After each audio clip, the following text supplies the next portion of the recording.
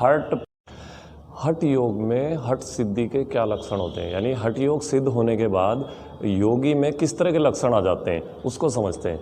तो हठ सिद्धि के लक्षण अब हमारे हठ प्रदीपिका के दूसरे अध्याय में 78वां श्लोक है।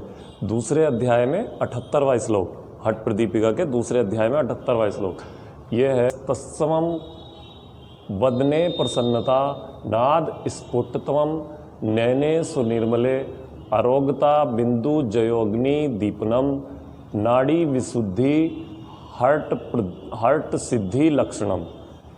यानी कि जो योगी होता है उसके शरीर में हल्कापन आ जाता, शरीर जो है बिल्कुल हल्का हो जाता, ना तो ज़्यादा व्यक्ति मोटा होता है और ना ही ज़्यादा पतला होता है, एक सम हो जाता। मुख पर प्रसन्नता आ जाती, बदने प्रसन्नता, यानी मुख पर जो है प्रसन्नता आ जाती।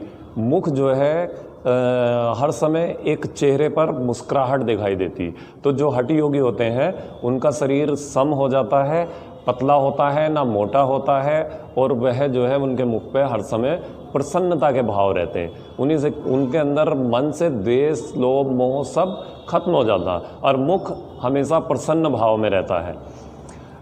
उसके बाद स्वर में मधुरता, नाद स्फुटत्वम, यानी कि जो स्वर निकलते हैं वह जो है बिल्कुल मधुर निकलते हैं।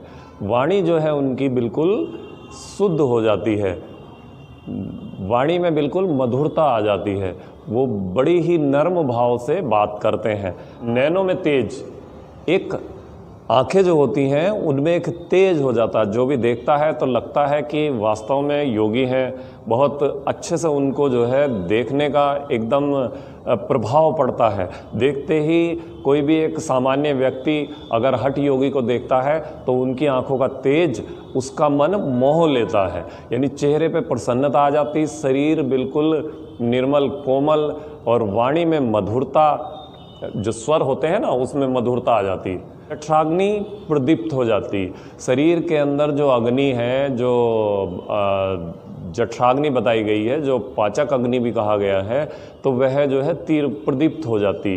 वो जो है भोजन का पाचन अच्छे से करने लगती। और नाड़ियों की शुद्धि, जो नाड़ी विशुद्धि, जो नाड़ी होती हैं शरीर के अंदर, जो 72,000 नाड़ियाँ बताई गई हैं हमारे घृण संहिता में, महर्षि घृण ने 72,000 नाड़ियों का वर्णन किया है।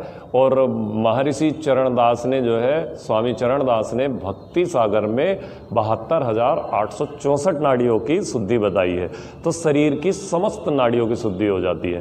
तो हठ सिद्धि के लक्षण क्या हुए कि शरीर सम हो जाता है, यानी ना पतला रहता है ना मोटा रहता है, हल्कापन आ जाता है शरीर में, मुख पे जो है प्रसन्नता के भाव हो जाते हैं, और स्वर में मधुरता आ जाती है, यानी कि वाणी जो है बिल्कुल मधुर हो जाती है। नैनों में तेज आ जाता है, आँखों में तेज दिखाई देने लगता है, जठराग्नि प्रदीप्त हो जाती, जठराग्नि तीव्र हो जाती है, और नाड़ियों की शुद्धि हो जाती, जो समस्त नाड़ियाँ बताई गई हैं उनकी शुद्धि हो जाती है।